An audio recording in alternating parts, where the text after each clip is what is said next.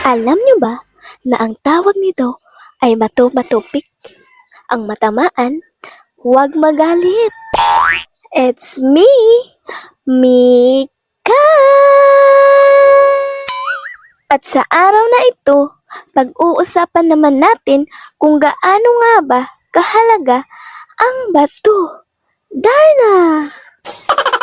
At alam niyo ba na ang bato ay pwede natin itong gamitin para ibato sa kapitbahay nating Marites. At pwede rin itong ipokpok sa katrabaho mong sip-sip. At ang panghuli, pwede mo rin itong ipokpok sa kakilala mong hindi naman inaano, pero nang aano. What? Ang tanong, makukulong ka ba kapag ginagawa mo ito? Kapag natatakot kang gawin ito, ipagawa mo sa mas bata pa sa'yo. Ano? Tara?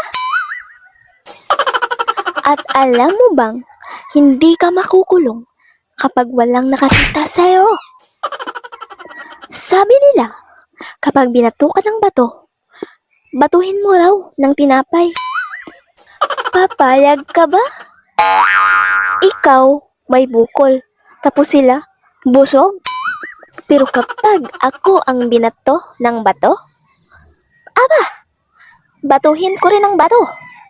Layo sa mong bikere, lagot ng kay kanya, mga tupak ng bikere para labayon lang ni mong pan.